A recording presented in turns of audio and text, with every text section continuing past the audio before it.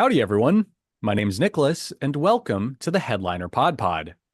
We're a show about podcasts featuring podcasts by podcasters that's hosted by people who help podcasters with their podcasting. On each episode, a few of us folks over at Headliner sit down to play a game that centers around listening to randomly selected clips from over 500 podcast submissions we've gotten from podcast hosts. Why?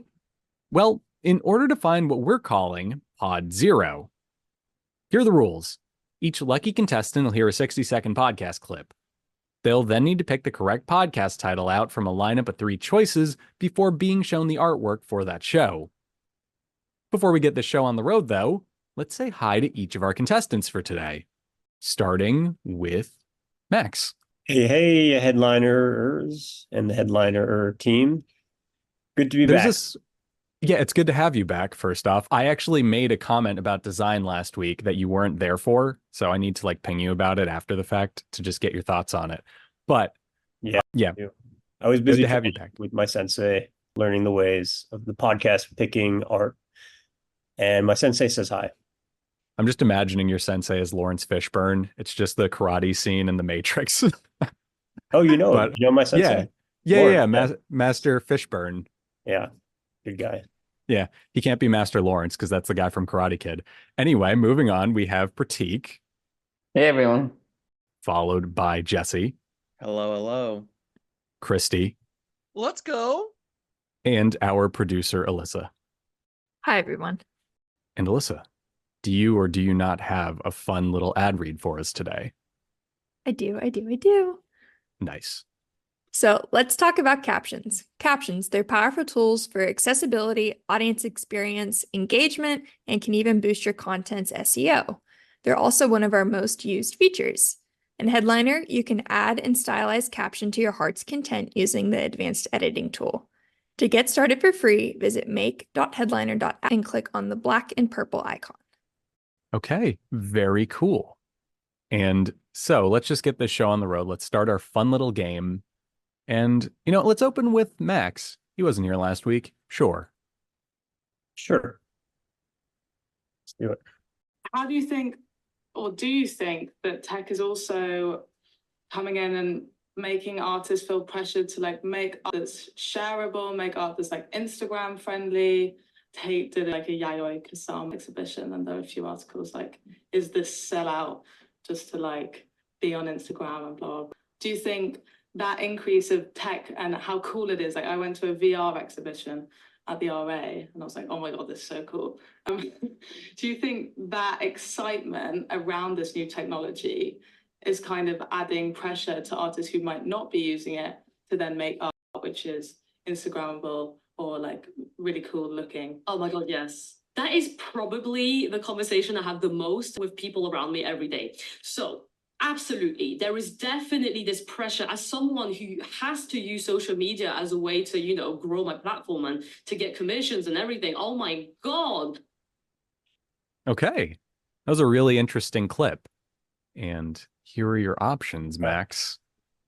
Number 1, STEMettes say what? Number 2, STEM and STEAM podcast.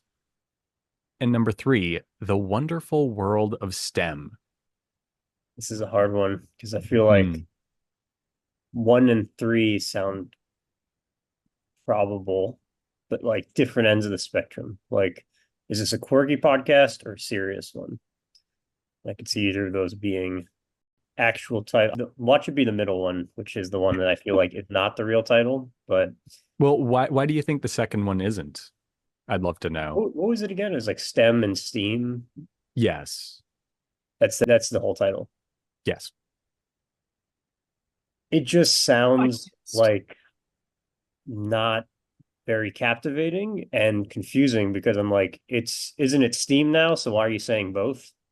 STEM became STEAM. So why? That's true. That's my guess. I could be wrong. Does the A mean anything in STEAM or is it just and for the record, arts. just so I know? Arts and mathematics. Oh, wait, okay. That's the end. Gotcha. Art got in there. Art counts now? Nice. Art counts. Guys, After we win. Art counts.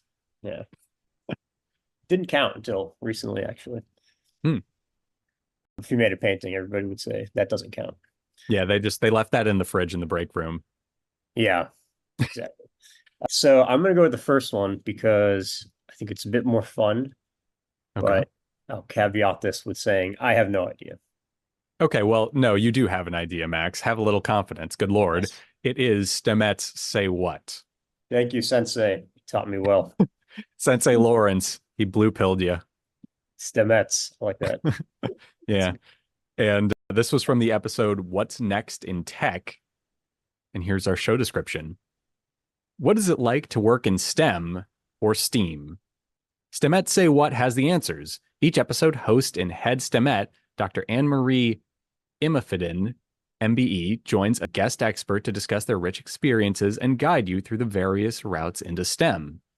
Here to help unpack the discussions and ask the important questions are co-hosts Lauren Moal and Carla Rosario. This podcast was produced by Unedited, which I love. I love that sentence. I'm assuming Unedited is a podcast production house, something along those lines, but I just love the sentence. It was produced by Unedited. Yeah, that was saying it was like raw or something. Like Yeah. straight to tape. Exactly. That's like what I'm thinking of. And I know it isn't, and I'm not saying it sounds like it is, but I just think that's a really fun sentence to say. Yeah, sounds like a good podcast though. Yeah, it does. It sounds really interesting. And the topic was super cool because that's something I think about pretty often. Like, is the way we're making material or media being changed by the technology it's being listened to on? And there's a lot of like people who think it is. I think it was a PBS piece a few years ago where they said something to the effect of, oh yeah, pop songs are all 2.5 to 3 minutes long now because of Spotify. And they all open on a chorus because of Spotify, because people want you to stay so that they can get the listen for revenue. Yeah, it's a super interesting topic. And it's actually, I read a bit about it, and like even the invention of vinyl was a shift like this. If we go back to when they figured out how to press vinyl, that changed song length as well. So definitely Really? not new, but like a new flavor of it. Yeah, I mean, before you had a vinyl recording, like there was no reason to limit your song to how much you could hold True. on a record. And then all of a sudden, you want to sell vinyls, you can't have a 30-minute song anymore. So Actually, you can. You just have to really reduce the quality of it. I guess I think at the time you could not hold that much. Like it would be like, okay, intermission on song one, turn your vinyl over to hear part two of song one. Yeah, no, I mean, for what it's worth, Max, there are ways to change it. It's just the speed the record plays at. You could chipmunk it. Yeah, you could chipmunk it or you play it slower, stuff like that. 3 minutes. But you lose audio quality. That's the problem. But anyway, we're getting off on a huge tangent. But yeah, I think it's super interesting. And Elissa literally just pinged our group chat to mention Taylor Swift in relation to this. Go figure. I mean, didn't they literally said Billie Eilish and Beyonce made a big stink about how their new albums are actual albums recently. So like the medium we listen to music on has changed to the fact where people creating coherent records is now news. All as I'm saying is Taylor Swift has released several 10-minute songs in the past year. So. Okay, there you go. Prog rock listeners are just like 10 minutes, whatever. But a Yes song, it's like 30 minutes long. Anyway, let's go on to our next contestant. And at complete random, let's go with Kristy. Let's do it. Where's my... Here, I'll use this. Oh, nice. Fancy. Poster? Never published them. Didn't we do four? I think we got to four I colors. don't even think we did only got colors. 4 colors. We didn't get all the colors. I was like, man, that was so much, dude. It was. So much. But again, like we recorded it and that's okay, now I gotta go freaking edit it. Yeah. And And each one was like hour and a half. yeah, And then on top of that, it was like there was really no way we were getting 2 of those in a night along with something else. So if it was like podcast, do a set review, That's do another right. set review, right, like that wasn't happening. right. And that's the thing, it's the podcast. Yeah. Like that's the thing. Like the podcast took so much Yeah. time Yeah. that we didn't have time to do anything Yeah, else. after like everything, it would have been about like 2 hours by the time we start the set review. Right, right. When we started everything. right, right. Cause I mean, I remember doing that, because when we did it for Alpha Clash, it's like, all right, We're going to meet up. We're going to do the podcast. We're going to get a color in. Okay. Okay. And here are your options, Kristy. Are you ready? Yes. Just want to make sure. Okay. Number 1, Hippity Hoppity Hobbits podcast. Number 2, the Hobbies Plus Happiness podcast. And number 3, Happy Little Hobbies podcast. Man, I am just so bad at figuring out what you would name a podcast about that kind of stuff. I think I'm going to go with option 2. Option 2, the Hobbies Plus Happiness podcast. Yes. Okay, good choice. Good on ya. Just for my own entertainment, because Elissa did try to like talk me out of it, saying it was too cruel. If I had given you 3 variations of that title, with them being Hobbies Plus Happiness, Hobbies / Happiness, and Hobbies and Sign Happiness, I would have ended it, man. It would. Oh, God. It's like, this is he it. means the call for everyone listening. By I the would have way. hung up. I would have hung up. I would have just like, hey, listen, this is. I would be like, okay, cool. I'm just done doing this. Thank you so much for letting me be a part of this for the last 6 months. I'm good. That's it. That's the end. That's like the most polite rage quit ever. I kind yeah, of wish like, I did cool. it now. You want me off the pod? No. My ego's getting unchecked over here. I just need someone to put me in my place. It's a cry for help, I swear. I got it right, and so the power's going to my head and I'm getting a little more confidence. We'll see what happens next week.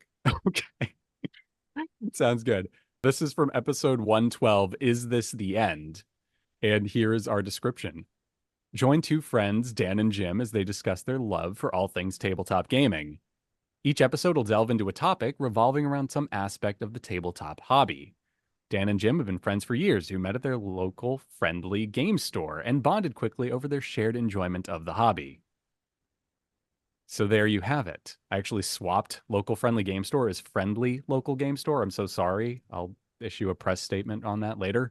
Anyway, really cool stuff. And it's a really nice, simple, piece of art for it. It's just our 2 hosts kind of Gaussian blurred out of focus with the logo for the show over it.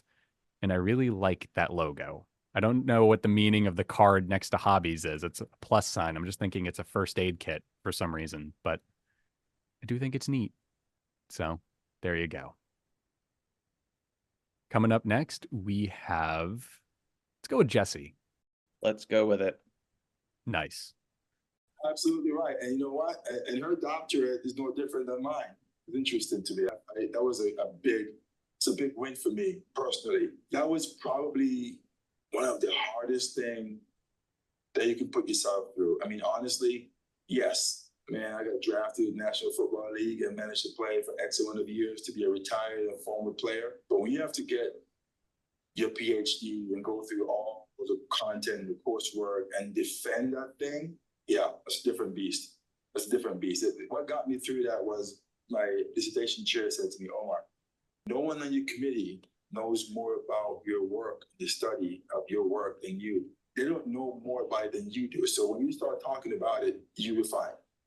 You will find. And that got me through it. I tell you, that the day I had to defend my dissertation, I tried to eat lunch and I couldn't even do it. Back in training camps again. Right. Honestly, it was nerve-wracking, but it was good. Okay. There you have it. And here are your options. Number 1, Dare to Disrupt. Number 2, Nittany Naysayers. And number 3, Courageous Cougars. All right. I like Nittany Naysayers. I like Courageous Cougars. But I think I'm gonna have to go stay with number 1 here. It called to me at the first, and I feel like it would be wrong for me to go back on that now. So I'm going to stay true to myself and go with that number 1. Okay, you are correct, and I do have to ask now, have you guys just been like reading it through the reflection in my glasses or something? I There go as egg the written on crystal my guide. face? Are we 3 for 3 now? Is You pressure are on 3 for for me? 3. Oh, Yeah. man. Pressure's on. Unprecedented. I know. The You hear pressure's that? always on, though. It's Freddie Mercury in the distance screaming under pressure. Anyway, here's your okay, but my brain just skipped a beat. Hi. Okay. Here is the episode that this clip is from. Exploring name, image, and likeness with former NFL player Omar X Easy. And the description is, this podcast is about Penn State alumni who are innovators, entrepreneurs, and leaders, and the stories behind their success. So, there you have it. And Prateek, the pressure is on. Let's do it. I'd like to announce David Bowie has joined Freddie Mercury on the bleachers. That's one of the most popular tourist destinations in the country. You recall the movie Tomb Raider with Angelina Jolie? Yes, that was filmed there. The new airport will replace the older Siem Reap facility that was built in the 1930s, and it's about 25 miles east of the Angkor Wat Temple complex. Now, it's further away, but the new airport will make it easier for more tourists to access Angkor Wat because it will be larger, take in more flights, and it's also a little bit further away from the site, which means there's a bit of a protection there. The Amalfi Coast. So if you've ever gone to Italy and visited the Amalfi Coast, you know you couldn't fly there. Well, starting this summer, you can. Yay. So it'll make it a lot easier to get there as well. Dominica, the natural island of the Caribbean. Okay. And here are your choices, Prateek. Once again, no pressure. Number 1, The Culture Report with Q Harley. Number 2, Traveling Culturati. And number 3, Destination Unknown with Jay Gates. That's a tough one. What's the first one again? The Culture Report with Q Harley. And the third one also had someone's name, right? Yes, Destination Unknown with Jay Gates. What's Do you the want second me one? to? It's Traveling Culturati. Let's go with that one, just because it's like the outlier with no I one's see. name. I feel like that's got to be the one. Yes, it is actually Traveling Culturati. It wasn't the Nice. one with Harley Quinn in the title. I'm assuming who's the third one, Alyssa? I'm assuming Okay, the so J this stood is for my Joker, right? favorite yes. Okay. I figured. Destination Unknown is my favorite TV show of all time, and it has host Josh Gates. And I was Oh. specifically Oh. inspired because my favorite episode is them touring Angkor Wat, and they are like a sci-fi, like myths and like ghost things. It's awesome. They never find anything except they are credited with the most valid information supporting the Yeti. So So they've never found anything, but they are still the leaders in proving the Yeti's existence. yes. That is Well, incredible. like they've never like been like captured the beast or whatever, you know? That's It's the like most Scooby. produced by unedited thing I've ever heard. I love it so much. It's a great, great show that is no longer, but I think they rebranded or something. Okay. Interesting. I don't know. Josh Gates is still alive and kicking though. So great show. 10 out of 10. So this was from the episode Spring Fling for the Generations. And our description is, broadcaster and travel pro Javon Harley delivers the latest in travel news and tips for the business and leisure traveler with features and segments designed to give listeners an immersive travel experience. Features include The Culture Report, where you'll discover more about an individual, a place, or even an object that's significant to that culture. Javon's Travel Minute, reoccurring guest, healthcare professional, author of RN Bound, and avid traveler, Yolanda Camo, with information and tips for staying healthy while you travel, and co-owner of Advantage International and executive producer Gene Harley's periodically joins the discussion, along with other special guests. So there you have it. Interesting stuff. And I mean, we learned what Alyssa's favorite TV show is now. So we're learning all sorts of things today. And now that everyone has gone once, and you are still batting a perfect game, so I can't state this enough. No pressure. Please, no pressure.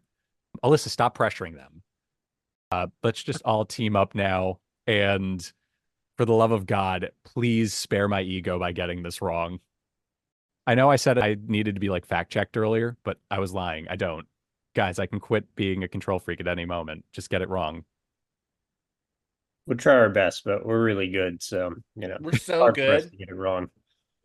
Oh my God. I went to culinary school in Napa Valley in northern Italy. and been in the food industry for 20, 25 years. I love food and I love sharing it. It's been a big part of my family experience. Everyone is, they're not all classically trained, but we all love cooking and we all love sharing together. So every holiday we're divvying up the recipes, and for me, I'm just trying to make sure everything comes out at the same time and have a great meal together. And when I went to culinary school, my goal was not to open up my own restaurant. I think that's a pretty standard path. Or what you're mentioning in Vegas is to go work as a sous chef or a chef on a line somewhere. And I really respect those chefs. And it's a just really, really tough business. And I learned that really early on. So I wanted to sort of get out of the main path for a chef. Okay. There was your clip. I hope you were all thinking about how little pressure there is right now. I know I was. I'm not shaking violently. I'm just excited. So here are your options. Number 1, Outdoor Adventure Series. Number 2, OA with Howard Fox. And number 3, The Great Outdoors Pod. Thought there was going to be something about food in there in those names, but it's not. I could see how you could be mistaken about that. It's a hard one. Yeah. I What also was the second one again? OA something? OA with Howard Fox. And the first was Outdoor Adventure or something? Outdoor Adventure Series, yeah. Right. So OA, I'm assuming, is also standing for Outdoor Adventures. It's just a question of how real is Howard Fox and how often outdoor adventurers refer to it as OA. Exactly. I have no idea. Well, if I may. Answer is very often. Yeah. Oh, did not know that. Then I feel like I want to do number 2. Yeah, I'm number 2. All right. I'm fine with that. Do it. Do it, number 2. It is wrong. Ooh, Elissa got us. I know.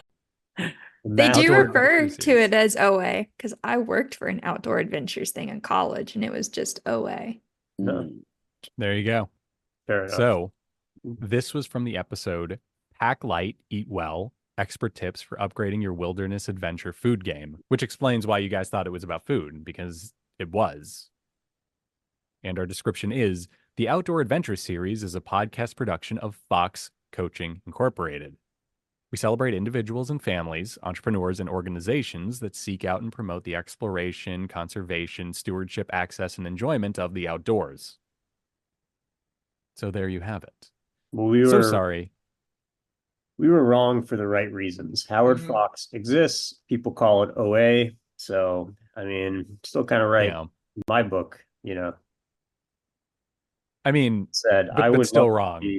It's still wrong. I would love to be doing some OA with Chef Steve Corso just to see what he can cook up in the wilderness. You know, like that, like the Anthony Bourdain episode where he's on a boat in the Nile River and like cooking up a cocoa with like a bucket and a chicken on the boat. Like, I really want Max to start his own podcast about being like a survivalist, designing survival, and it's just my Max room on my laptop. No, like just like middle of the mountains, like you have to design UX for a shelter. Oh, that would actually be awesome. I would love like OA UX. That's an awesome idea. We're gonna spin that off. Yeah, OA UX. Everyone's favorite podcast, OOX.